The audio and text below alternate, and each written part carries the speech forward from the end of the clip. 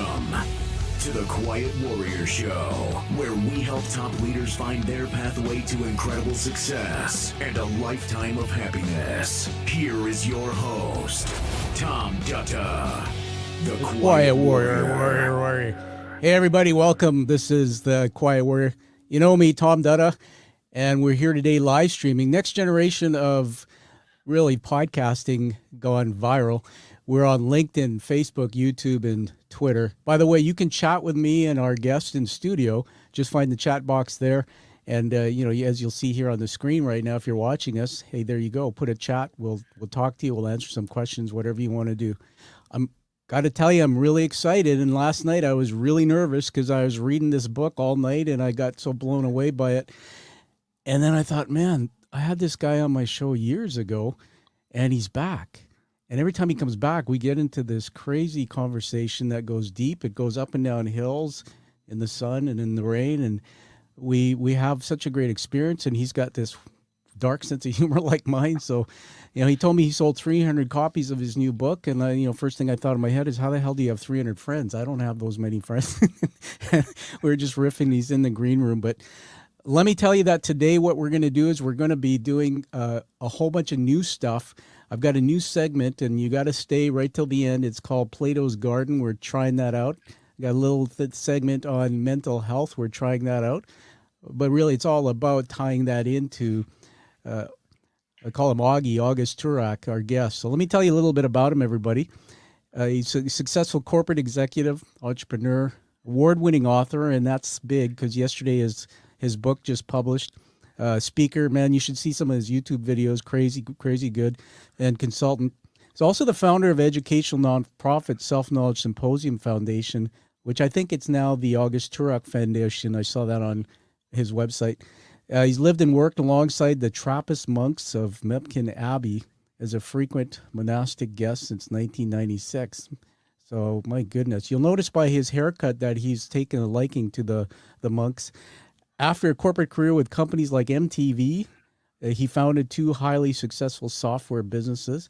I think I remember last time I interviewed him, he said me and one other guy, or they had just a small amount of money, no seed capital, their own, and they built this thing, sold it. I mean, the guy has talent, published many popular leadership articles for Forbes, featured in Wall Street Journal, Fast Company, Selling Magazine, New York Times, Business Week. His book, the first one that I read, The Business Secrets of Trappist Monks, 1,000 Years of Trappist Business Success and His Own Entrepreneurial Experience. That one is worth taking a look at, everybody, because it's unique. It's got some beautiful illustrations on it.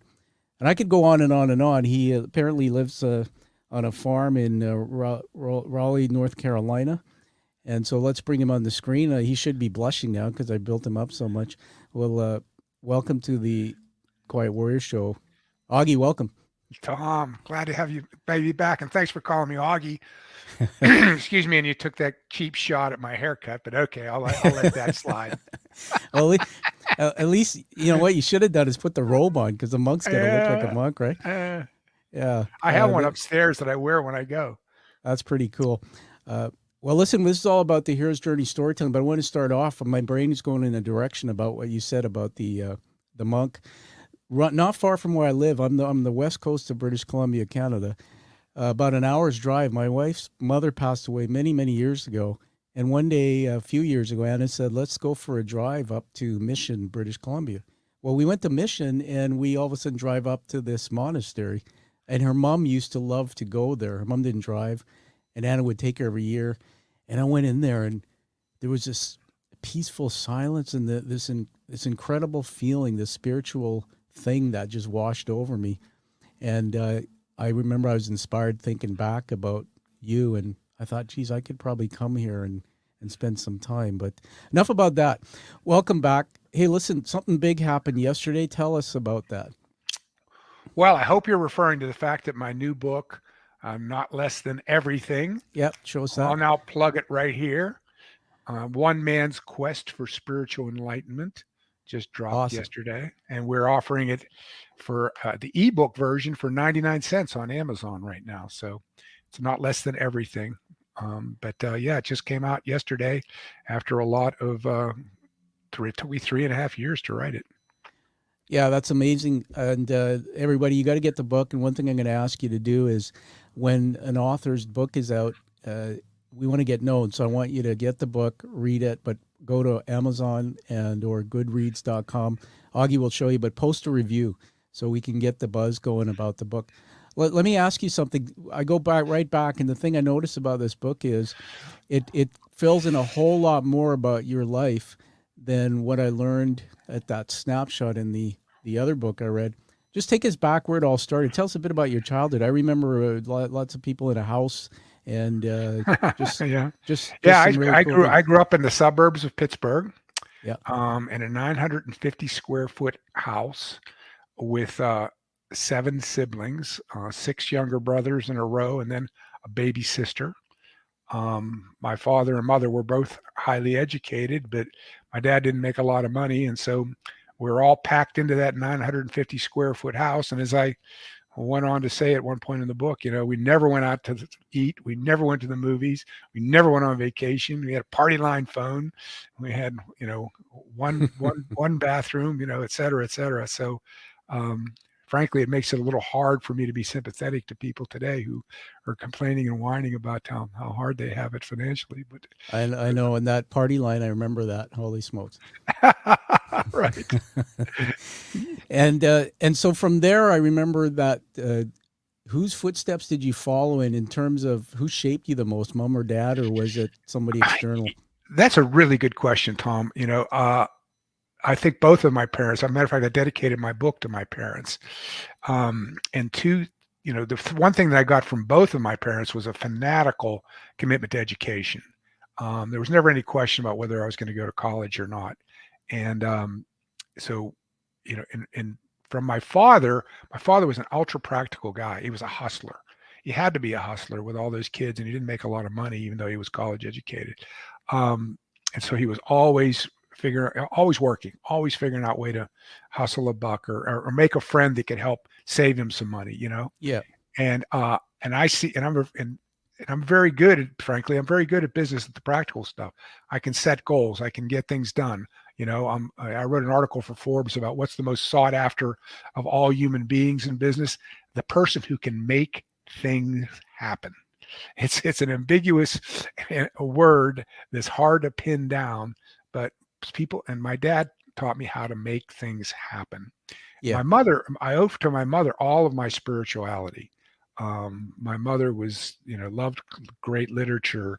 She loved, she was Latin literate. She loved poetry. So my philosophical side, my dad's philosophy of life was, if it was difficult, don't think about it. Just don't think about it, Og. Just don't think about it. Wow. That was the way he. And I'm just reflecting on it. If it's difficult, don't think about it. Like personal stuff. Personally, he would think a lot about how to make the next buck, how to make a buck. But if it was something, if he was having a religious problem, he couldn't understand how this goes with that. I don't think about that. I just don't think about it. Oh, I see. Okay, my head went back to this scene in the new Top Gun movie Maverick, where they trained the fighter pilots. I don't know have you seen that show yet? No, I haven't seen it. It's, first of all, I'm not here to promote the movie, but this was the first time I've ever seen a movie filmed where they put cameras in the jets. They taught the actors to fly them, and they had something like 7 or 8 cameras within the cockpit. And there was one scene where they brought Maverick back, Tom Cruise, to teach the pilots. And if anybody remembers the first show, Augie, they kicked him out because he was just such a train wreck. He has a bit of a backstory like you and me. Maverick. Yeah. So just finishing on the story there. So, what they do is they teach you, and I study brain science a lot about building neural pathways. So literally, if in a split second up when you're in a cockpit, you don't make the right move, it's a matter of life or death. So they train them on this mission that they were to fly between 2 mountains, and there was literally not enough room for the plane to move from side to side. If it was off even 10 feet, it would basically hit the wings. And he was on a training thing, and he got out of the cockpit, and he looked at this young guy, and he gave him shit. He said, "Man," he says, "what are you doing? What are you doing?" He says, "When you're up there," he says, "you don't think." He said, "because you think you're dead." And that's what popped into my head about reflecting on what your dad said. I think that applies also. So tell me what you think. But if we overanalyze and think too much about things, we never get things done. What do you think about that? Well, first of all, that's not what I meant with my father. Yeah. My father was, avoiding personal. When I had a girlfriend problem, just don't think about it all. Just ignore it. Okay. Avoidance. Yeah, it was avoidance. My dad's nothing about it was an avoidance. What I always say is that, it's like Father Christian told me at the monastery once. He said, you have to be soaked in theology. He said, but then at some point you let theology go. You know, um, I remember taking golf lessons, and and I remember my golf pro told me, and I wrote an article for Forbes about this, by the way. And he said, I want to give you a simple, spontaneous, effortless, easily repeatable, you know, no stress golf swing. Then he proceeded to work the hell out. I lost 20 pounds taking golf lessons. I had a million things in my mind I had to think about. 1 minute he would say, he says, don't be so tight. Don't, you're so tight. You got to relax. And I would relax. I didn't say quit on it. And I came up with this philosophy that it's until you get to this point. So in order to get to effortlessness, by the way, that's the title of my book, Not Less Than Everything. T.S. Eliot is the theme that runs through it. You've read it. That's right. And T.S. Eliot's definition in his 4 quartets for spirituality, and he doesn't actually come out in the poem and say my definition is, but I believe it is, a condition of complete simplicity costing not less than everything. And you and I were talking a little bit about hockey before that we went on today. And all you ever hear when you hear that, I got to keep it simple. We got to keep it simple. And that's what my golf pro said. What is your swing thought? What are you thinking about when you stand? The greatest golfers have nothing in their mind when they swing the golf club. But it takes years of effort to get to that point. Yeah. You can't just jump to that. It's like a high school student who's going to jump to blank verse for the first poem he writes. No, you got to learn meter. You got to learn rhyme. You got to learn patterns. You got to learn all this stuff. Then you forget it all. Yeah. There's a great scene. You mentioned a movie, so I got to come back at you. But and that one of my favorite movies of all time is a documentary on the making of Apocalypse Now. And in this one scene, Dennis Hopper's tripping on acid. And Francis Ford Coppola says to him, he actually has these glasses, and he says, "You see, Francis, you see these cracks in my glasses? Every one of these cracks represents a life I've saved." and Francis Coppola says, "You don't know your lines, Dennis." And he says, "Francis, you told us to forget our lines." He said, Dennis, you learn them first, then you forget them. I love that. So, to get to a point of complete simplicity, it doesn't mean simple-mindedness. It means getting to working so hard that you finally just let go and let God, and you're completely, but it takes an enormous amount of work. An actor spends years with intentionality in order to be able to relax and just to act naturally, to make us think he's just completely natural. Driving a car is the same way. In the beginning, it's complex. Really, you're thinking a million things in your head and you're frantic and blah, blah, blah. Later on, it becomes second nature, so that you can be listening to a book while you're talking on the phone, while the radio's on, and drive and be perfectly comfortable doing it. So I'm always, yes, you're absolutely, that's the goal. Yeah. But you can't skip the work to get you to that goal. Everybody, it's a teaching moment. We're here with August Toorak, the author of Not Less Than Everything. The book dropped yesterday. You want to go get it, and it's on for 99 cents also as a ebook. But I would get the nice version as well. It's got a beautiful cover. Hey, August, hold that up again so we can see the All right. Just tell us the title happy again. To. It's called Not Less Than Everything. I'm just going to full screen you. One man's quest for spiritual enlightenment. Now, I've seen a lot of book covers, as you know. I'm an author, but how did you get that beautiful illustration on the cover? Who did that? Well, we were discussing the way I got into my writing career was by winning the Templeton Prize. My college students browbeat me into, entering an essay contest back in 2004. And I had to answer a question for the Templeton Foundation. What is the purpose of life in 3,500 words or less? And and I only had like 2 weeks to do it, and I was up against, international, and it was professional writers. And so I was not getting anywhere. One of my students said, "Why don't you write that story about Brother John at the monastery that you're always telling us about? It's an encounter between me and this Trappist monk on Christmas Eve." So I said, "Wow, that's an idea." So I banged out this essay in a couple of days, got it in just at the deadline, and 6 months later they called me and said I won $100,000. I won the Templeton Prize for $100,000. Anyway, later I wanted to publish it as a book because hang on. We got to jump in there. You're so calm about that. $100,000. Listen to that, everyone. I had no idea, because 100,000 is a lot of money. Just take us back in that moment. How did you feel when you got the call? That's funny. That's a great question. You know why? Because I'll never forget it.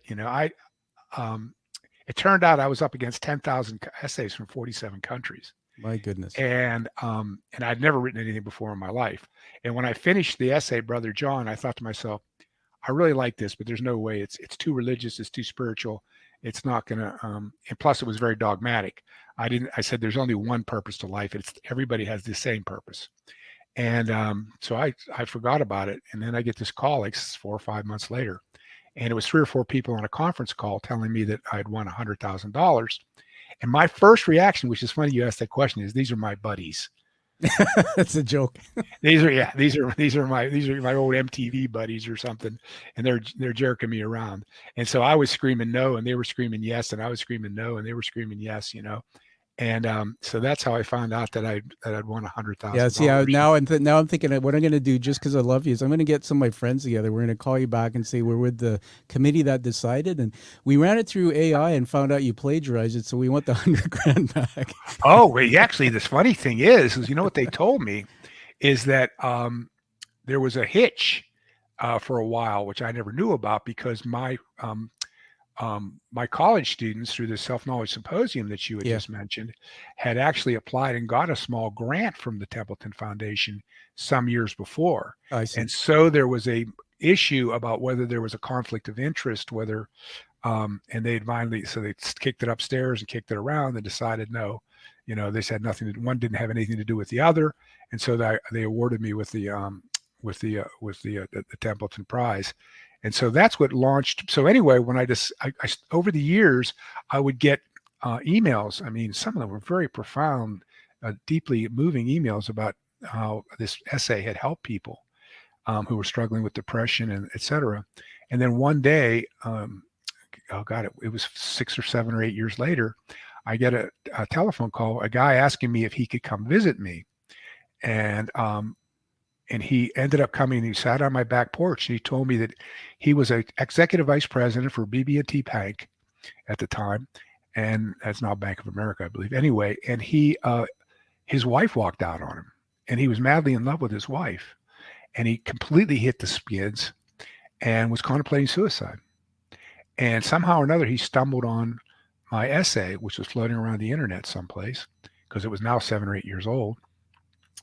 And it really helped him and changed, saved him. And he actually took a sabbatical from his work and went to Mepkin Abbey for 6 months.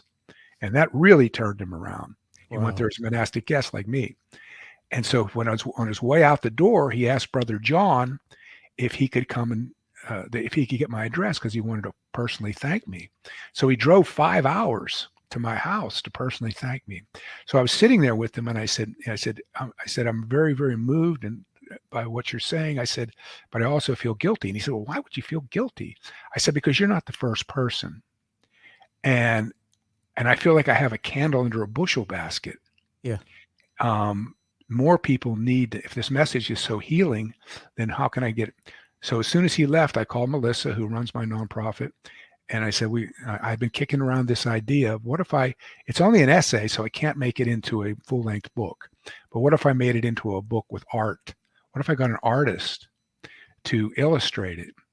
And I only talked to one artist, Glenn Harrington, who did the cover to this book, which I keep holding up. He also did the cover to this. Yeah, it's beautiful. And he got so excited about doing it, but I knew I was only going to have one bite at the apple. I've never met Glenn personally.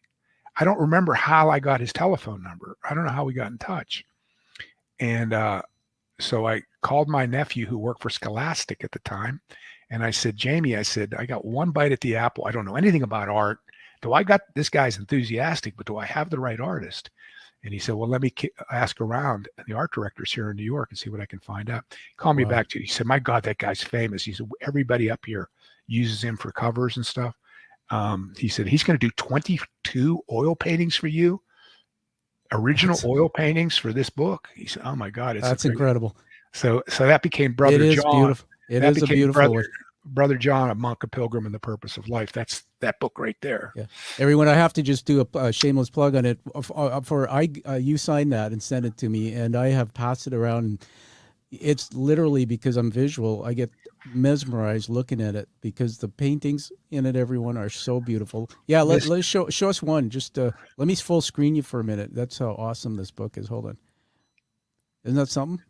Yep, you can see the similarities, but you noticed the similarities between. He did both of these books.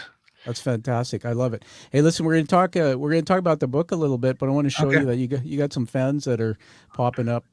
We'll just read this out. Everyone on the screen, if the podcast you can't see this on the screen. Working with August Toorak changed my life.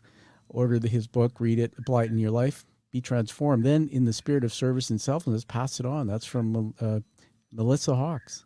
Thank you, Melissa, for sharing that today. Pretty fantastic. There's one of your 300 friends and my posse.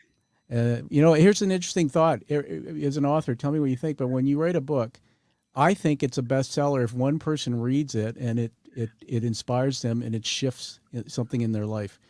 To me, that's a bestseller. It's not about how many people buy it. It's about, I imagine you're writing it, like you just said, to get the message out to change lives. Absolutely. Because believe me, I can, and as a businessman, and this is business people are tuning in, the worst business in the world is writing books. Yeah. It is horrendously difficult. If you want to make a buck or get famous, do something else. I gotta just agree with you on that. And I did a podcast actually with the literary agent for my New York publisher, which I won't mention the name. And I learned the same thing. I put it this way: the myth of publishing is that you make a lot of money. The average writer makes maybe a check to take their family out for dinner maybe once a year. It's crazy. And my first book was published by Columbia Business School Publishing. It's called Business Secrets of Trappist Monks. It retails for $29.99. I get $1 every time one gets sold. Yeah, and that's one of the you'll see it on the screen there. I just put it up. Business Secrets of the Trappist Monks. I read that one. One CEO's Quest for Meaning and Authenticity. I have to say on that as a hope that it's how you monetize the book. So, for example, in my world, wrote a book, same thing. But when I go out and speak, I package it into my speaking tour. I have some workshops I teach. I use it as a teaching tool. And what I like about what you've done is, everybody, if you can buy a book from Augie, from the author direct, it puts more money into their business, which goes into developing. Why don't we do this? Because we're going to do a little segment called, the author reading. So people love to hear the author reading. I want you just to take a couple pages out of that book. You decide what, and we're going to just let you read to us. While you're doing that, we're just going to put the book up on the screen. I know I didn't preset this. Today, everyone, we're live with the author August Toorak with his new book. We're producing live in studio here, so this is not the final show. We're going to edit. And August, you can use this little segment as a marketing tool. So something catch your eye there? Let me see if I can think of something here that. Yeah. And as he's looking at that, what I want to talk about while he's looking, everyone, is what I loved about the book was the format of storytelling. It's a easy book to read. When you do storytelling, interesting things happen in the brain. There's the protagonist that appears. He's got himself as the protagonist. Then he's bringing in other characters, and there's resonance. There's something in it in almost every chapter that will resonate with you. Are you ready there? Yeah. All right. We're gonna full. Okay, so we're gonna full screen you, and then I'll go 3, 2, 1, and we'll get you going. So let me set this up. We're here with August Toorak, and he's reading out of his new book, Not Less Than Everything. August. Yep. This is from a chapter called Rose's Kitchen. My first spiritual teacher was a wild, wonderful West Virginia hillbilly Zen master named Richard Rose. And I'm still in college at this point in time, and I'm hanging out with him down in Wheeling, West Virginia, on a Saturday afternoon, and things got heavy, which I've already dealt with. But anyway, he starts talking to me. I finally said to him, "What do I need to know? What do I have to do?" Okay, he said blandly, "Here it is. First, I'll give you the facts and then the formula. Ready? There is a God or absolute truth, and he knows what he's doing. There's a little piece of him in you, and your reason for being here is to bring that spark of divinity to the surface and become it. It's like the difference between potential electricity and actual. Aspiration is the potential, and realization the actual. I call the realization enlightenment, but it don't matter, because when God gets you by the hair, you'll know it. It's that drastic.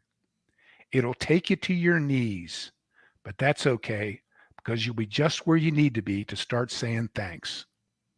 From gratitude will come an overwhelming desire to help a world that first and foremost don't want your definition of help. But you'll try anyway, even if they kill you for it. Now here's the formula. It's simple to say, hard to do. You attack the gates of heaven with everything you have. Go after it hammer and tongs, like your hair was on fire. Spiritual work, by definition, is anything that increases your addiction to truth and lessens your addiction to anything else. You got to face all those little truths along the way, no matter where they lead. Attack those heavenly gates with an axe or anything else handy to the job. But here's the catch. Then he smiled. He smiled the only really beatific smile I've ever seen. You will fail. You'll fail because those gates don't swing in. They only swing out. You can't force your way in. You're only invited. You need some help from the other side, because ultimately you can't do it alone. But in your defeat, you surrender. And with your surrender, the doors magically swing open. Mystics call it the magnificent defeat. Is that enough, or do you want me to keep going? Oh, I got the audience all excited there. Wow. You're a great reader. And, you told me offline that it took 3 years or so to write that book. Mm-hmm. Why did it take 3 years? And it's well written. Just tell us what went into that. I think that's the reason why it took so long. I actually, what happened was I was actually supposed to speak in Rome at the Pontifical University about my other book, Business Secrets of the Trappist Monk. And my two brothers decided to go with me. It was February of 2020, and we were leaving on February 29th. And I got a telephone call saying that because of COVID, they had canceled.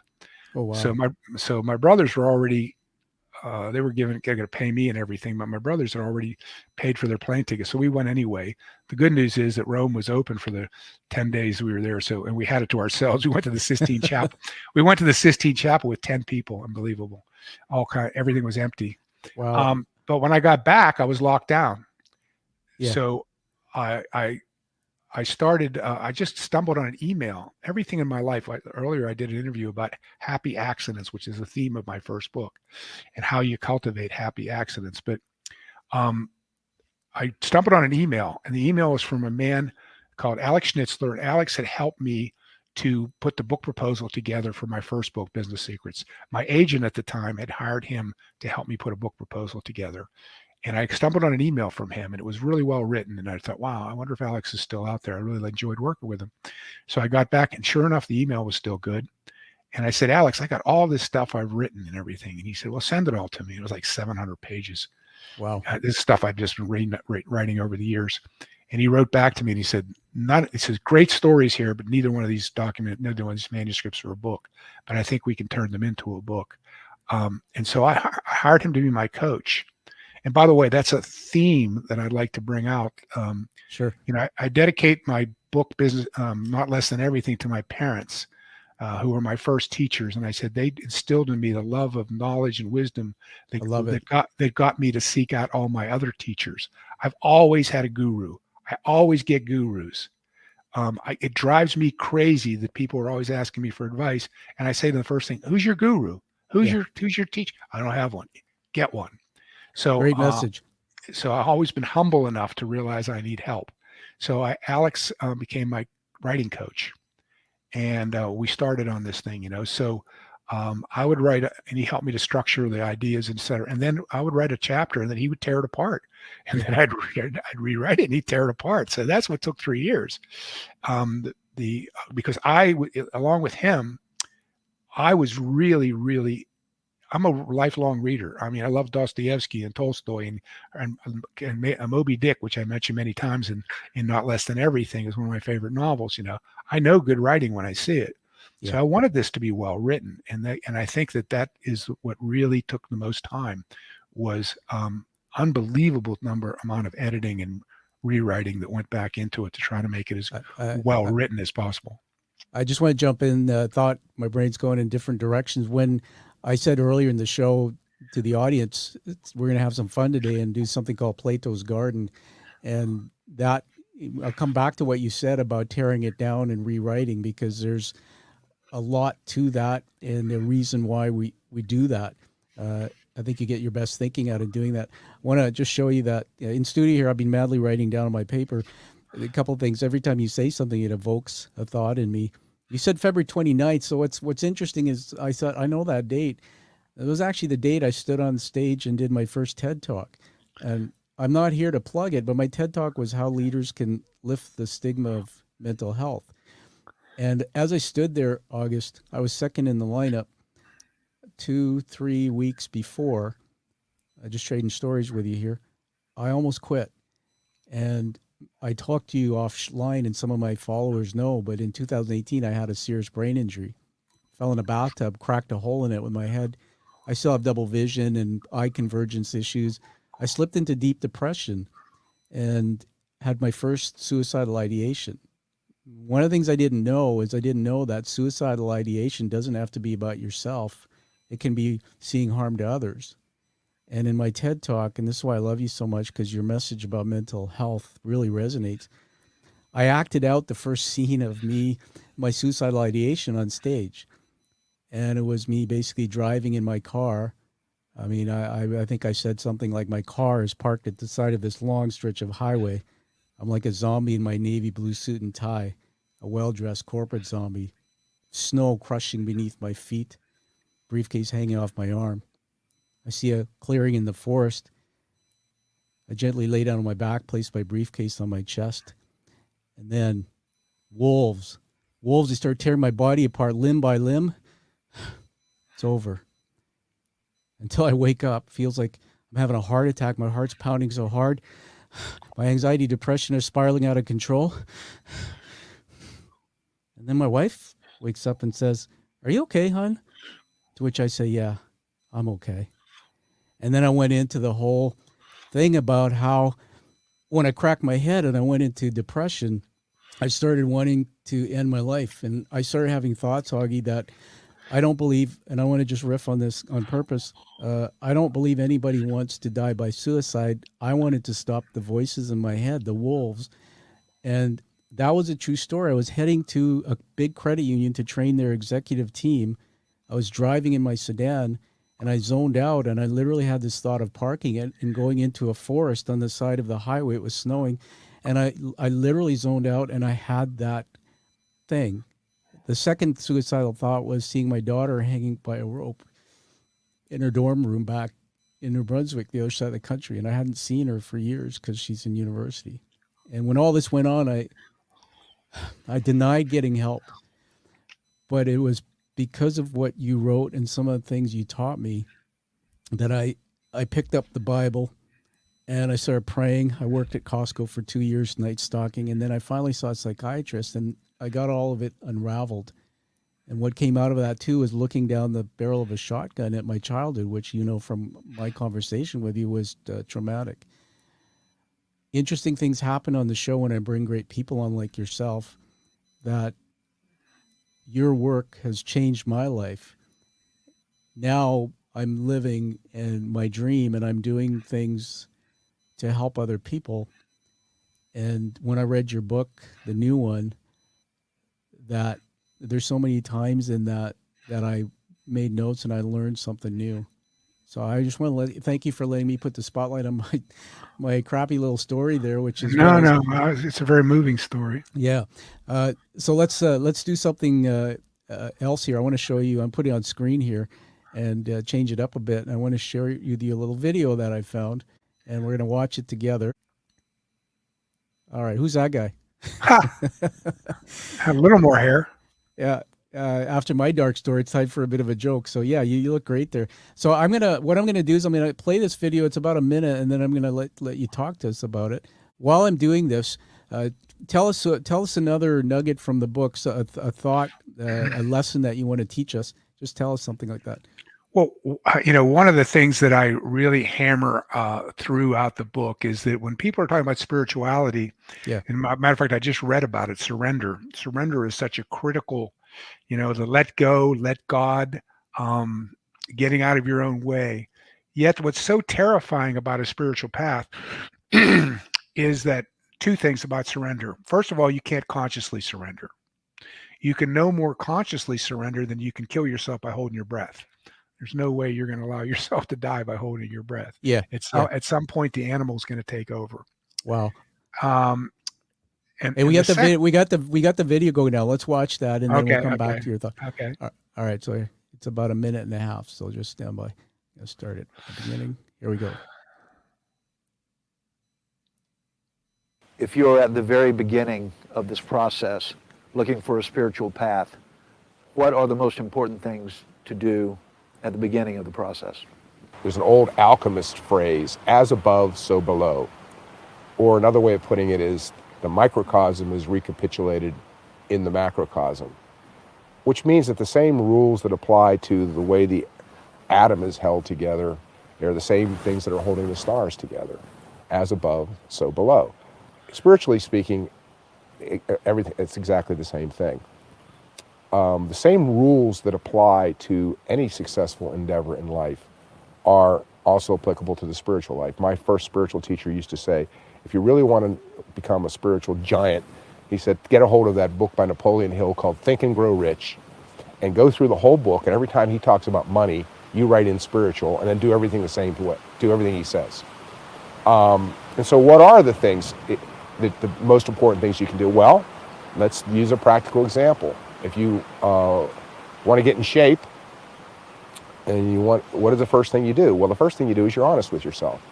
And this is something you have to be cultivating every inch of the way, because the greatest enemy of all human endeavors, including spirituality, is rationalization, procrastination, self-deception, lack of self-knowledge. So the first thing you got to do is be honest with yourself, which is the equivalent of the person who's going to go to the gym, standing in front of the mirror and taking an assessment. All right, I'm going to stop sharing there. What a cool video about 3 years ago. I want to ask you a question about that, Augie. I remember Think and Grow Rich. You and I, last time we talked, I'm a big student of that. And there's this one time where Napoleon talked about two envelopes. And I think that's what you were talking about there, the envelope of the negatives. Tell us about that. I mean, what would you advise people, and through your writing in your new book, the enemy of digging out, the enemy of moving ahead, the enemy of just getting things done. Many of us sometimes are lost on this unthinking treadmill, and the enemy of negative thinking or doubt. Well, no, I can tell you a story from my business career. When I left MTV to come over to what's now the Arts and Entertainment Network, and my boss there was a guy named Jim Collins, who was the best boss I ever had. Really, really incredible career, smart guy. And they promoted me, which I didn't want to be promoted. They did, but they promoted me anyway into the marketing department from sales. the company at that point was really, really struggling, and it was, the marketing department was the vice president was on his way out, et cetera.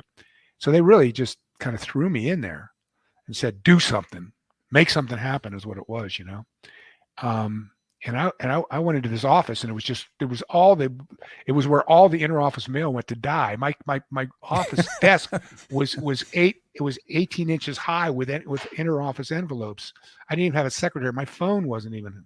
And it was one of the few, probably the only time in my business career I panicked. Yeah. So I went to my mentor, my former boss, the vice president of sales, Jim Collins. And I said, I'm freaking out. He said, come on, let's go to dinner. Let's go to lunch. He took me to the U.S. Steakhouse on 6th Avenue in New York. And we were sitting there, and he said, here's what you do, Augie. He said, you get a legal pad. He said, and you write down on there at legal pad everything you can think of that you need to do. Anything. Just as fast as you can. All the things that are whirling around in your brain. He said, and then go back over them and pick out the 10 most important. And of course, in the case of business, he said, I recommended the top 1 or 2 ought to either be something about money. He said, never work on more than 10 things at one time. Never work on more than 10 things. He said, and I don't care whether you end up with 200 things on that list. You pick out the top 10 that are most important, and you put the other 190 in the drawer. He said, every time something new comes up, you pull out that thing and you either add it. If it's something that's important, and it goes in the top 10, you take out something that's in the top 10, but you never work on anything more than top. I love it. For years after that, Tom, I did that discipline. It helped me so much. So, and then once you have that thing, you just start, you don't, like you said earlier about not thinking, don't think about it. Just start knocking them off. I even clean my kitchen that way. Sometimes I go into my kitchen and it's a disaster. I love it. I don't even know where to start. I click in the same gear and I say, just start. Exactly. Wash this, put this away. Now do this. Now, and sooner than you can think, the kitchen is clean. There's a saying so I'm a home chef. Actually, shameless plug. I have you have to go support me on it, man, because you mean a lot. The Quiet Warrior Eats is my Instagram feed, and I actually, growing up as a kid, and I kind of escaped in cooking. So riffing on what you're saying about this, the cleaning the kitchen, I started learning how to go in. But what I do, Augie, is after this, for example, I'll walk down to the market this afternoon and buy things with you in mind. So something about the show, I'll buy, like if we were talking about the forest and trees, I might buy a bunch of asparagus that are wrapped up looking like trees. I bring it home, then I basically go in my kitchen, and my wife coined it the Chez Tommaso Michelin star kitchen. Somebody asked me the other day, how do you know it's a Michelin star? And I said, because it is. I believe it is. But I'll create these plates, and then so I've posted all my pictures up there, and each one of them tells a story. And so I'm going to make a commitment to you right now that I'm going to honor this new book and the interview with you today to actually create a plate and send you a picture of that. But I grow asparagus, so make sure there's asparagus in it. All right. And so I want to go back to just what I was saying about you were saying about. Excuse me a second, Tom, though, but I want to add something to what we just about that little video. And this, I'm going back to the book because this is the same section where Rose is talking about it, and just about what this is exactly. He said, I asked him, I said, is he going to guarantee me enlightenment if I do everything he says? And he says, I guarantee nothing concerning enlightenment. What I neglected to tell you is the 1,000,001 other parts of the formula that ain't no formula. Let's lump them all together and call them grace. He said, all we do is what every businessman does. We play the odds. We work like hell to increase probabilities. Even the businessman needs grace to turn probabilities into success. He just calls it luck. And they all tell you the harder they work, the luckier you get. He said, getting started on a spiritual path, it ain't much different from starting a business. You make a commitment, learn everything you can on the subject, surround yourself with like-minded people, burn your bridges behind you, and stop at nothing short of evil to get there. And the reason why I wanted to mention that is the critical one. Surround yourself with the best people. A spiritual path, as above, so below. Surrounding yourself with the best people works in business. It also works on your spiritual path. My biggest disappointment in my whole career of writing and lecturing and browbeating people is I cannot seem to convince people how important community is. And if you want to get to the gym, and you're procrastinating, the best thing you can do is get a guru, a personal trainer who kicks your butt, and get other people that want to go to the gym. So when you don't feel like going to the gym, you go anyway, because you can't stand up your friend. Yeah. He's waiting for you at the gym. Exactly. I love it. We were here today, everybody, with August Toorak. We're live streaming. Will be released as an international podcast, as a YouTube premiere video in the future. You're seeing us do a lot of different things. I've been randomly writing notes in the studio here.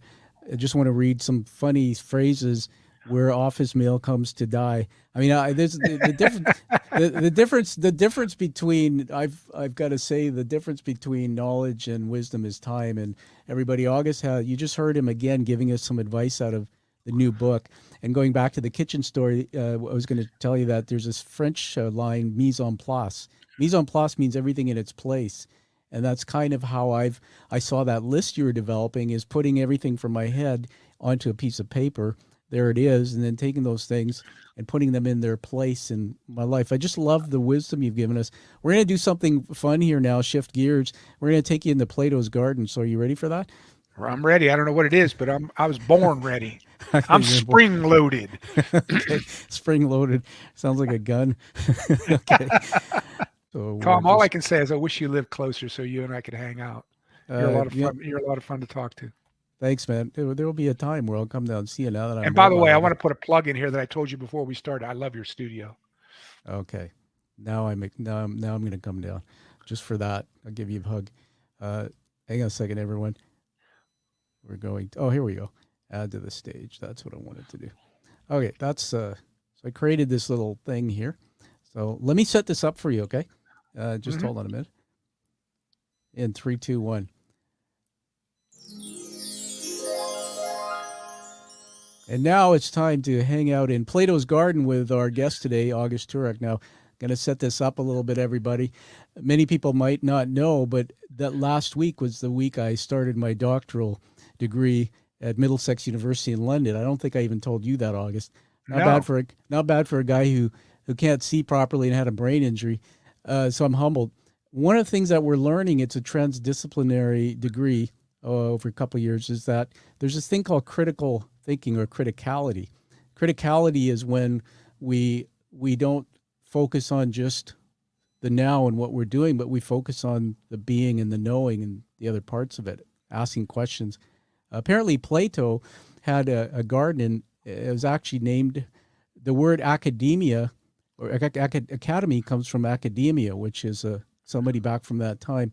And in this place, it was not far outside of Athens. Plato and Aristotle used to come and basically kind of do some critical thinking.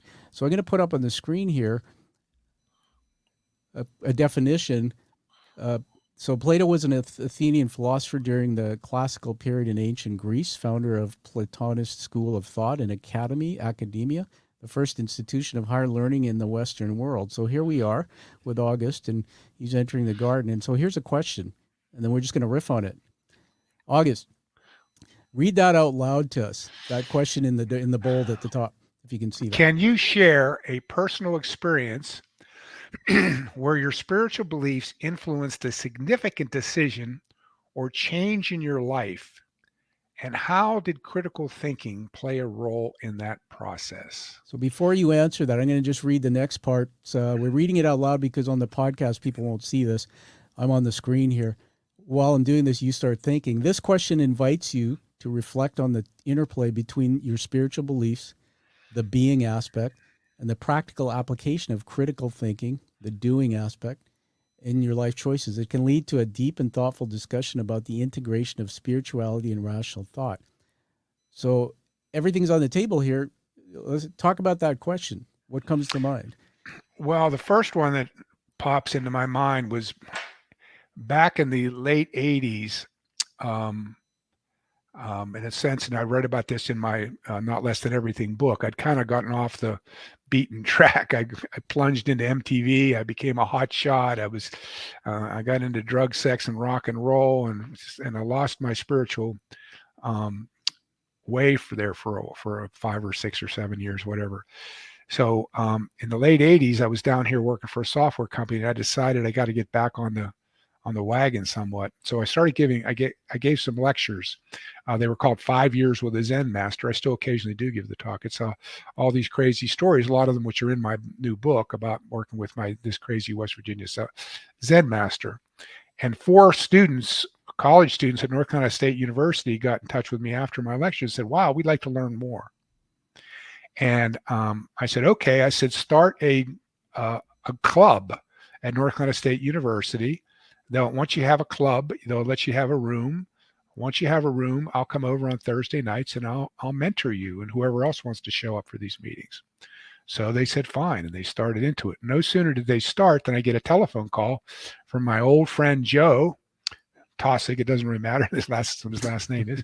And Joe says, Augie, guess what?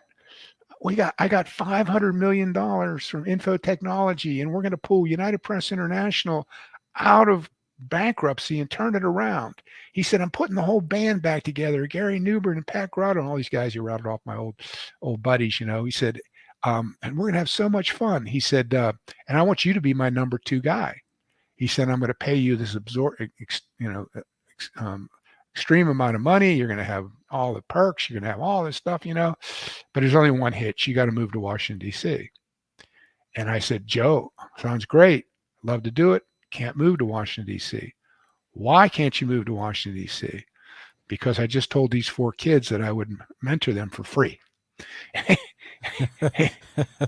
And he said, you mean to tell me you're not getting paid and you're going to mentor these kids and you're going to turn down this job?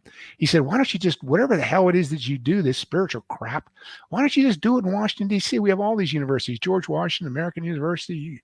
He said, I said, Joe, I got a better idea. Why don't you move UPI down to Raleigh? He said, oh my God. He said, Molly will never go for that. That's his wife. She was a friend of mine too. I said, Joe, don't worry about it. I said, we got lots of women down here. In other words, if my students are interchangeable, then why isn't your wife interchangeable? So Joe laughed, but I turned that job down. And then that was the end of my career. The word got around that I was a spiritual nut. And as a result of that, but why? So getting into the critical thinking, why did I do that? Because as soon as I hung up the phone, I was devastated. I knew what I just did. I knew I'd just taken my career out behind a outhouse and shot it in the head. My corporate career. And, but I did it because my spiritual teachings up to that point, you keep your promises.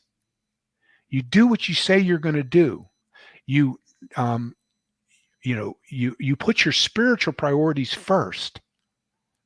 Seek Jesus said, seek first the kingdom of heaven, and everything else will take care of itself. So that's what I did. And a matter of fact, there's a funny story because not long after that, I got another telephone call from a company in Colorado, and they said this guy John Berenson had recommended me for the job, and I turned it down for the same reason. So I called John Berenson in New York, who's a big shot, and I said, John, thank you so much. I said, but I turned it down. I turned it down for this reason. I said, I hope I didn't embarrass you, And he said, oh, you don't worry about it. He said, I covered my ass. He said, I told him you're the best at what you do, but you're some kind of religious nut. So as a result of that, I ended up becoming an entrepreneur. That was one of the reasons I became an entrepreneur. UPI went bankrupt again. Joe went personally bankrupt. Wow. His wife ended up leaving him. I ended up having to lend him some money. I ended up with 2 super successful software companies. I'm the one that ended up, because I did the right thing, even when it wasn't convenient. Yeah. Even when it wasn't the safe bet, even when it wasn't the smart play. Spirituality is not about your prayers that you say or the type of meditation you do, or whether you go to your yoga class once a week. It's whether you live the life. My whole new books, very little about all that practices and stuff. It's about the difficulties and the challenges and the rewards of living the life. And you do that every single day with the integrity that you bring to the table. And again, if you want to be a leader, I was talking earlier about this today. Leadership is not about you getting ahead. Leadership is not about sitting in your office and wondering, how can I get up that next rung? How can I suck up to my boss? How can I get the board of directors to pay more attention to what I'm doing? No, you're supposed to be selflessly, fanatically committed to getting other people promoted. Yeah, you're I love supposed that. to be, and but the byproduct of that is you'll get promoted faster. Yeah, that's fantastic. Boy, everybody, we're here with the author of his new book, Not Less Than Everything. We're actually in Plato's Garden here, and we've just done some critical thinking. Man, there's so much in that, and we're just going to give you we're laughing at you. We're going to edit that out. That's what happens when you can't see your board very clearly because you can't see properly. Isn't that funny? That was a spiritual thing that was happening. It was saying that we got to laugh more at you. Nothing wrong with some heavenly hilarity. That there's so much packed into this segment, everybody. You got to come back and watch this on the show when it's released, or actually this will stay on the feed. You can watch it again anytime. There's so much in that. A couple things that came to my mind. One was when I burned my boat, leaving the corporate sector and never going back. And I thought it was the craziest thing I ever did. And it was hard because I started my own business and, it wasn't a straight line up. I gave up a solid paycheck. But I'm thinking about this now, and back at that point in time when I burned my boat, I denied my faith. And I know spirituality is broader than that, but I denied my faith. I didn't have spirituality in my life. And in reading your book, I referenced a higher source or a higher source, universal intelligence, or however we want to put that. I now I started reading the Bible because I didn't get taught when I was a kid. I didn't get taught how to walk in life, how to live a good life, how to serve others. Last thing I'll say is, and you're so beautifully when you said it about serving other people, serving other leaders, that when people ask me what's my definition of a leader, and I say the leader's number one job is to create other leaders. And man, absolutely, you're absolutely right. Did you ever give us wisdom there? Thank you so much. So we're going to leave the garden now, everybody. It's great learning. We'll be back again, I'm sure,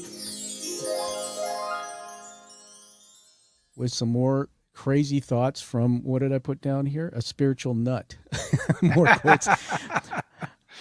Yep, all right, we're gonna shift gears again. Hopefully you're still having fun. These are all segments that I'm going to beautifully link together in the final production. One of the things I want to do just for a few minutes is we've had August read his book. Now we're going to have somebody else read to you. So I've never done this before, and you're probably saying, what the hell is Tom talking about? But what the hell is Tom talking about? I got to just record that as a soundbite. Can I use that? Yeah, you can use that. What the hell is Tom talking about? That sounds like something you'd put on the little button there. All right, so I'm just going to add it to the stage. All right, now, if you remember back to our last interview, which was, for me, I'm surprised I can remember that far, but don't worry about reading it there. I remember what I do on my show, everyone, is I do the hero's journey. So Dark Night of the Soul, August knows what that is, the hero's journey. Joseph Campbell, in his book, he talks about something where a moment in his life where he fractured his foot.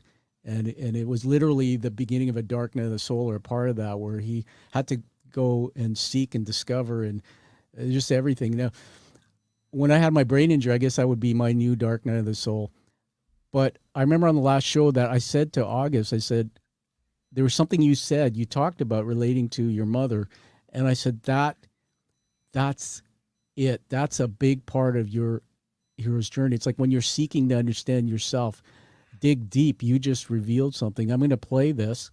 This is through an app called Speechify, which I use now to actually read books. So let me just start it. We're just going to listen for a couple minutes. So here we go. By the fall of 1984, my mother became terminally ill with cancer that, at only 61, would soon take her life. I was visiting for a few days, and one morning, after sleeping late, I headed for the kitchen and met my mother coming through the front door. "Mom, it's not even 10 o'clock. Where have you been?" I've been to see a psychiatrist who is also a priest. She said quietly, "What did you talk about?" I asked, thinking that, considering her prognosis, her thoughts were turning to her immortal soul and its prospects in the afterlife. I needed to talk to someone because I feel so guilty about what I'm putting my family through. In light of my own selfish spiritual aspirations, her selfless answer was the last thing I expected. She just stood there looking like a lost little girl, and I knew all my mom wanted from life,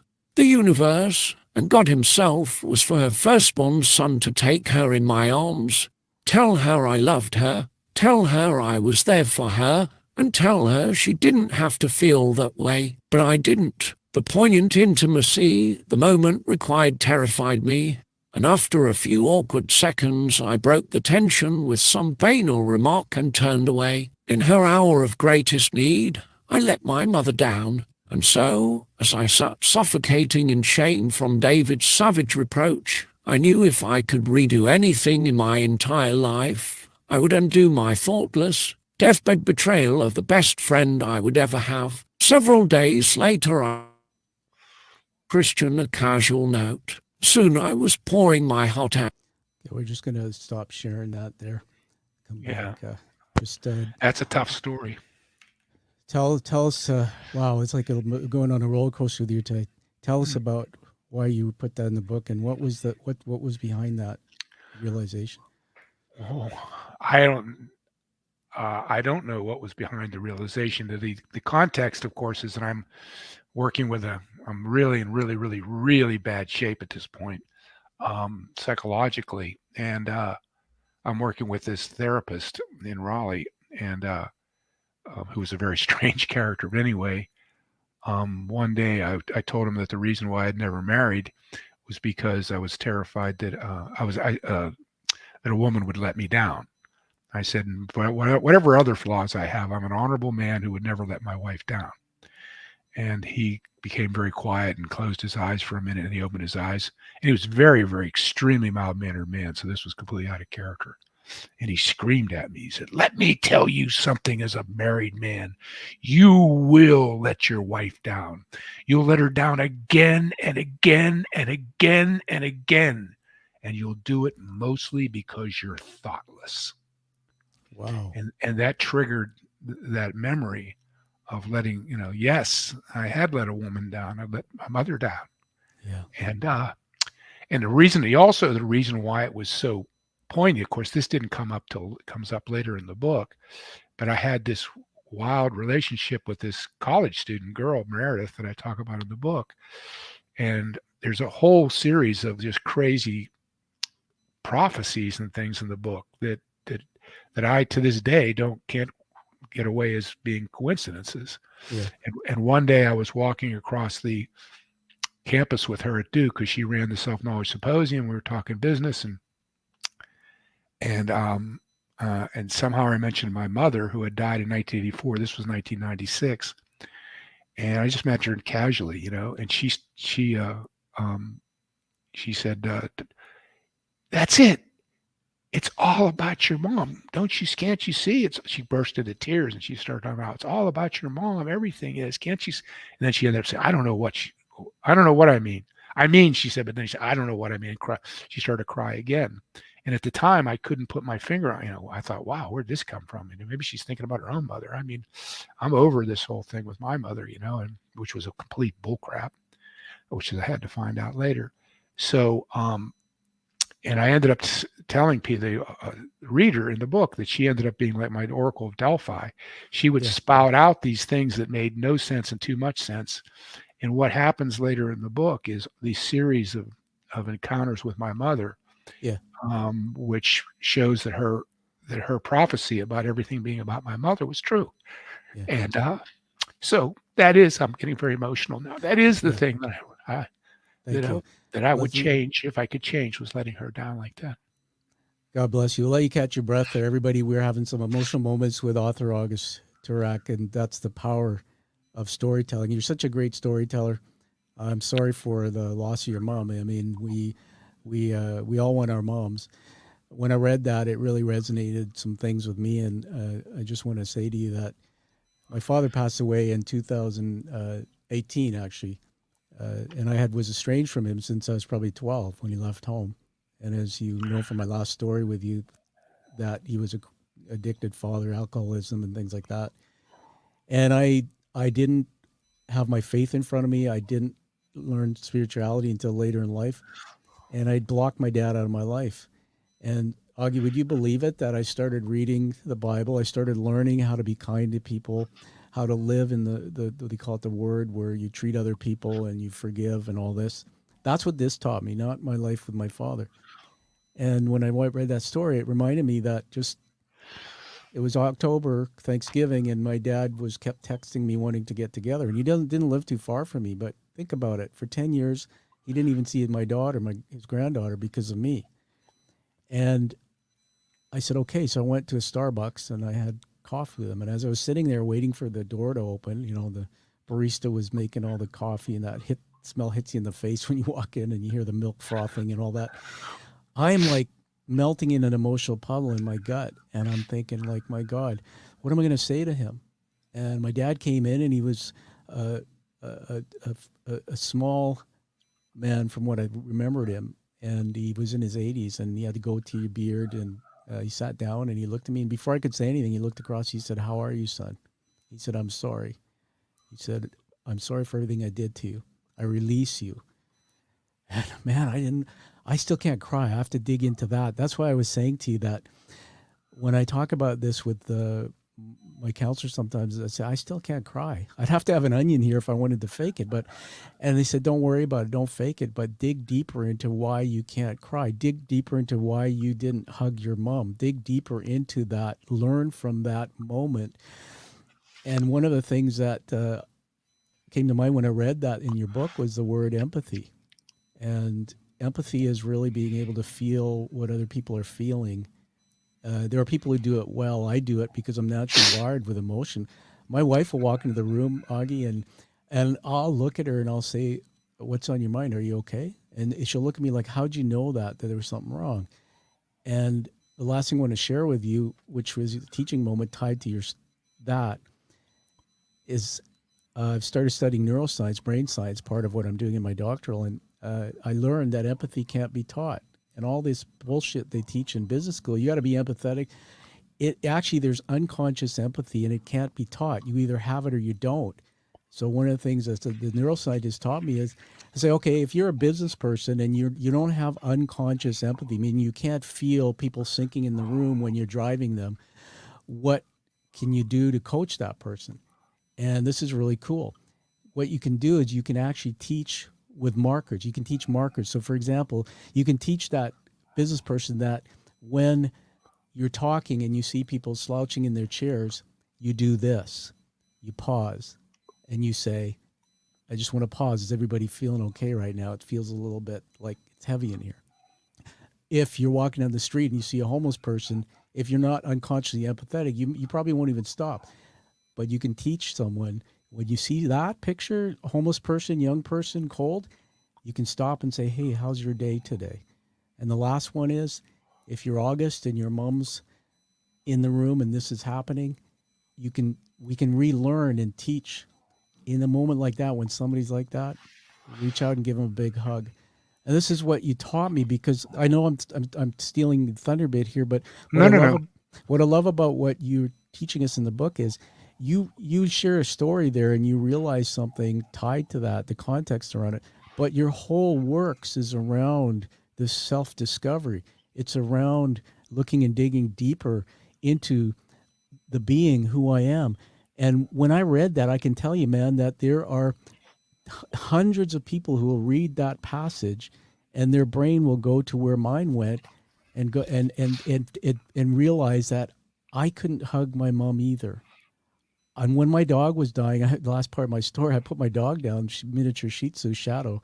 She used to always be here in my studio, and I missed her. She was with me when I was recovering from my brain thing. And I went to put her down, and they first of all, I didn't know I had to be in the room. And then they give the first needle, and then they say, The guy goes, I'm going to leave the room now. And he says, I want you to come and get me. And I said, why would I do that? He says, well, in case there's any, seizures or anything. I'm going like, what the fuck? Seizures? My dog's already dying. What the hell are you doing trying to get him? So guy leaves. And I remember, Augie, at that point, and I'm not saying this for your ego, flashing through my head, all the things I'd been taught by gurus like you about what do you do? What do you do in a moment like that? And you know what I did? I leaned down and she was like this rag on a table. Her body was almost lifeless. And I just said to her, Daddy's here. Daddy's here. I love you. I'm so sorry. I don't think I was a good person to you. I don't think I ever realized how much you love me. I'm here. I'm with you. I just kept talking to my dog. He came and gave the lethal injection. He went out. And all of a sudden, I could literally feel the whole life go out. And I was sitting there, and I just kept doing it again. And then afterwards, I went, you mother, why couldn't you do that for 10 years, for almost 20 years? Why couldn't you do that with your own dad? Why couldn't you dig into that and reconnect with him? And so that, all of that led me on a path to now be a better man. Now, even though that, when somebody's hurt me, I tend not to be able to show that.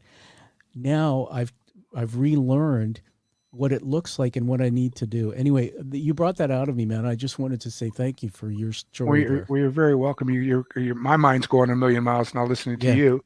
But the couple of things that jumped into my head is, first of all, I'm not aware of the fact that, I'm not going to dispute that empathy is instinctively wired into us. But a lot of I don't get into it a lot in my book, but my book is about mysticism and mystical experience, and but it was really apophatic mysticism. And apophatic is St. John of the Cross and T.S. Eliot. All the quotes that I use from him are this apophatic path, and it's via St. John called it the via negativa. You're unlearning. You're going backwards. You're tearing off the scar tissue rather than accumulating holiness, rather than getting more holy every day. And to me, what maybe you're hardwired for your empathy, but you can shut it down from fear, and the fear of intimacy. And the fear of intimacy is the fear of being overwhelmed, the fear of emotions that were so strong that you would go insane or something like that. And so if you remember the story about that the girl Marianne, who was so angry at her father, and she went into this tirade for a whole hour about how much she hated her father and how angry she was with him, and finally at the end, she stood up and she said, thank you so much. This has been so great. And now I know what I have to do. I have to go home and call my father and tell him how angry I am. And somehow or another, the Lord came to me, and I just said, love. When she said angry, I said how angry I am with him. I said how much you love him. And I said it right on top of her perfectly. Wow. If we'd rehearsed it for an hour, we couldn't have done it better. Yeah. She said anger, I said love. And she eventually wrote that note to me that I actually put in the book too. And she says, thank you so much, because my sincerity had touched her. And she said, now I'm going to be able to, he said, I did, the reason why I was so afraid when I saw the reason I felt I used contempt when her father was collapsing crying all the time over the divorce. She used contempt for him to shield herself, because she was afraid. She said that I would have to go there too. Wow. So she used anger and contempt to shut down the empathy, because she didn't want to go there. Exactly. And the last thing I'll say along that, a lot of spirituality, I mentioned it early in the book, is a process of disillusionment. And we have this concept of disillusion as being something bad. If I said, I'm going to have a school and send your kids to my school and I will disillusion them, nobody's going to send them to my school. But the word disillusion only means to lose what is not real, to lose illusion. So why do we have such a negative feeling about disillusionment? And the reason is because deep down inside, we're terrified that if we lost all of our illusions, there'd be nothing. Wow. There'd be nothing. So a lot of times when we're shutting down on the compassion, Mr. Rose actually says to me early in the book, right? He says, you don't have, your problem with you is you don't have any, when I was like 20 years old, you don't have any compassion. And I'm afraid somebody in your family is going to have to die to teach it to you. And that was a prophecy that came to pass with my mother. I just remembered that from reading the book. Wow. And so the point is that we don't want to face the fact that everything might be, so we block ourselves. We shut down on these feelings, maybe you don't want to end up like your dad. Maybe if you completely opened up to your father, alcohol would start tasting better to you or something. Yeah. So we clench up. And by the way, I relate to you. For many years, there were so many wonderful situations where people would give me at a party when I was leaving a company or something. And I knew that I was supposed to tear up here. It was so moving, but I wasn't able to. Yeah. Because you don't want the vulnerability that comes with sharing with. That's right. It means opening yourself up and being vulnerable. I was talking to somebody the other day about the secret to being youth ministry and the secret to being, why was I effective with college students when other people weren't able to do it? I said, because you have to go first. And the same with leadership. You've got to stand up in front of people and say, listen, here's all my flaws. Here's all my, and basically you're auditioning and you're saying, kids, if you do everything that I tell you to do and everything I'm advising, you're going to end up just like me. How do you like that? And when they don't come back next week, they're saying, I don't want to end up like that old son of a brick. That's a scary thought. That's a scary, scary thought. So all of these things are very scary. Exactly. So that was the vulnerability and the intimacy of that moment when my mother told me. I got to jump in just to say one thing. That vulnerability is interesting. I'd love to have you back. We're talking about that topic just for an hour. That sometimes leaders that I've met and worked with, they don't even understand how to define vulnerability. They think it's like, getting Kleenex and tearing up. I remember learning that vulnerability can be as simple as posting a picture of your dog on Facebook. That's a vulnerable moment. Or saying, "Hey, can we stop the interview now? It seems like it's getting a little bit heavy for me, emotion." So saying that, I find that, and I'll finish with this, that I think the coolest leaders and the strongest ones that I have this resonance and empathy connection to are the ones that can be vulnerable. That is why on my show I don't let people on who don't check the ego at the door. If you're not willing to do what August did, which was tear up a bit and get emotional about that moment, dude, in everything we've done today, and that's why I love you and your story, and I wish I'd known your mom, that one part of the story is going to teach thousands of people who see this show. This is a man who was able to show that emotion, and it's fabulous. I want to, as we go to wrap up, we've done so many cool things today. I want to bring something else onto the stage just to show you. Tell us, there's a beautiful picture on this picture on your website. Tell us, who are those people? Oh, thank you for asking that question. It's a wonderful story. About 15 years ago, a woman who lives down the street in a double wide trailer pounded on my door, and she told me that she has 5 kids. And her husband went to work, 40 years old, and didn't come home, had a heart attack and died on the job. Left her with 5 kids. Can she clean my house? And her name is Cheryl. And over the years, she has become part of our family, and we're part of her family. And these are her grandchildren. And she still cleans my house. Basically, she doesn't really need to, but she's such a wonderful woman. And anyway, she also works for Melissa, and she does part-time work for our foundation too. And the girl that I'm looking to my left there in the picture, that's Kenzie, and the girl to the right is Ellie, and they're actually 1 year apart. Ellie's 1 year older than Kenzie, but so what happened was that she started coming when Kenzie was 2. Just turning 2, she started coming over here to clean the house on Thursdays, and she started bringing these kids along. She was babysitting while their mothers were working, and I just ended up flipping for these little girls. I could walk you into my other room. I can't even get into my one room because there's so many toys in there for these kids, and I'm devastated right now, because both of them just started school. So Kenzie on the left has started preschool, and Ellie just started kindergarten. And And I had gotten in the habit of going over almost after my workouts in the morning, almost every day to play Candyland or play hide and go seek or bring them McDonald's. And it was an absolute routine. And I would spend a couple hours a day with these girls. And now all of a sudden, I can't, I'm not seeing them and I miss them terribly. But the good news is 6:30 this morning, my phone rang and it was the two of them on the phone to me before they went to school. That is so cool. I wonder, how old are they now? Well, Kenzie's 4. The one that I'm looking at is 4, and Ellie's 5. Oh my God, I just adore those girls, So I spoil them shamelessly. I always tell Cheryl, because when Cheryl was always telling me about her 5 kids when they were growing up, they're now all, and I said, I was always telling them, you got to be stern with them. You got to give. I said, and I said, so I'm great with other people's kids, but oh my God, I spoil these girls unbelievably. Tell us about we did this for a reason too. Show the website. So August Toorak Foundation. Everybody, if you're not seeing the video and you're on the podcast, we're at augusttoorak.com. And the homepage, I would just recaption this. It says service and selflessness. It's in your own self-interest to forget your self-interest. And there's a picture of August, I think what would be on his farm with 2 beautiful little these girls. But tell us about the foundation. Where can people get a hold of your books and your stuff? Well,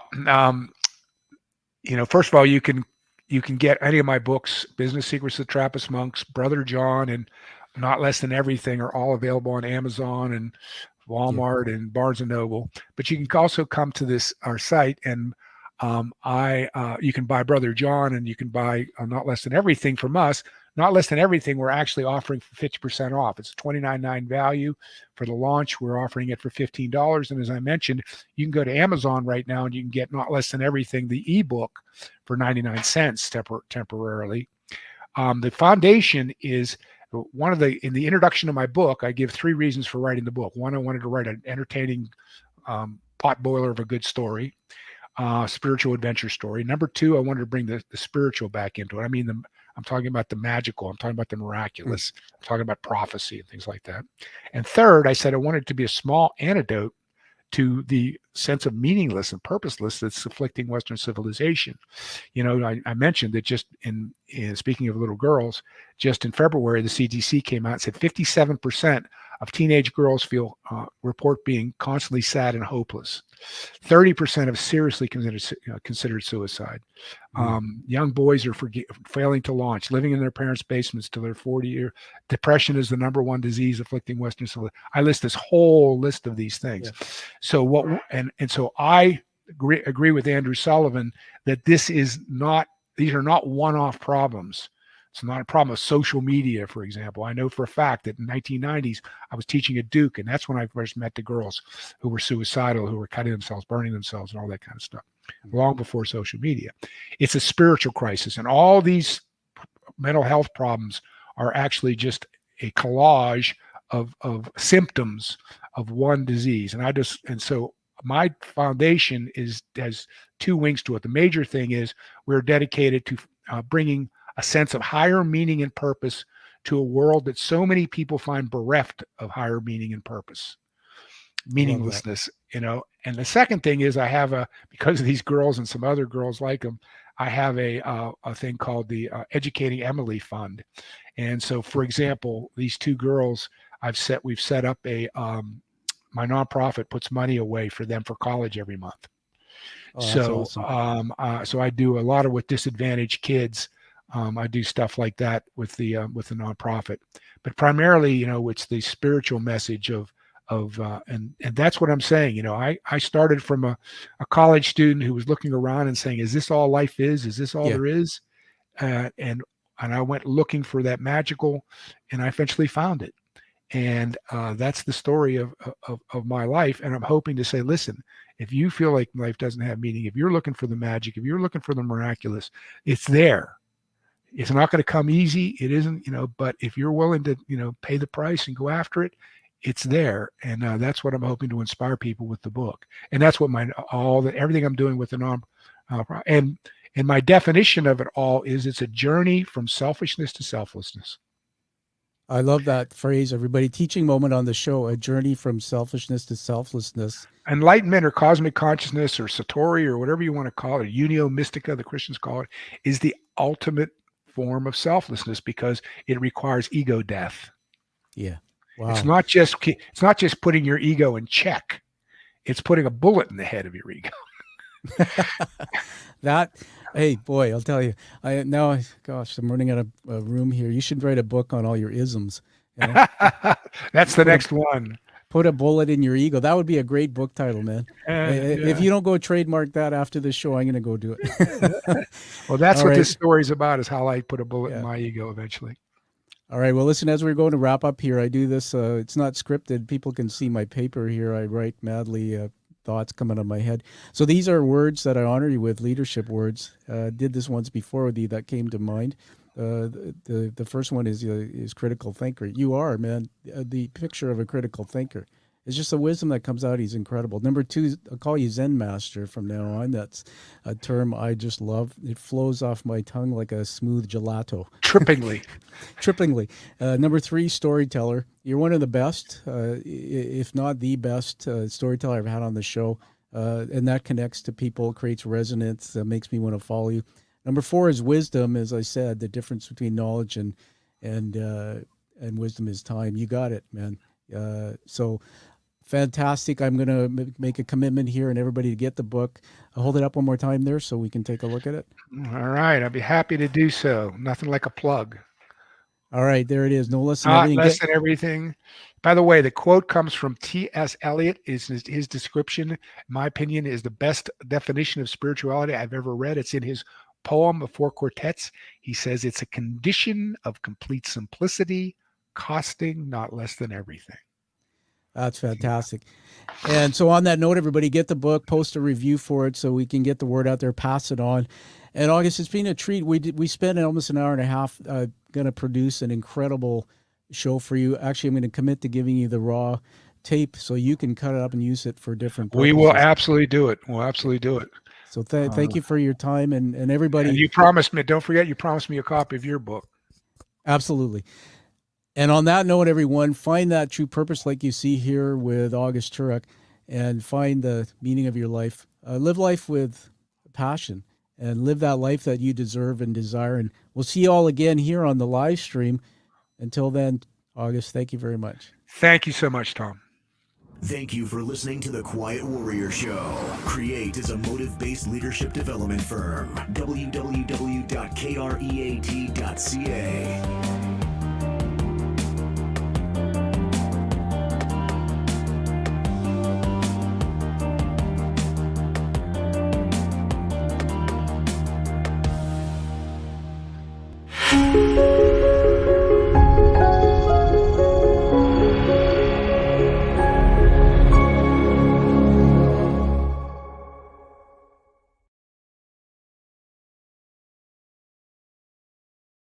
Oh, there he is.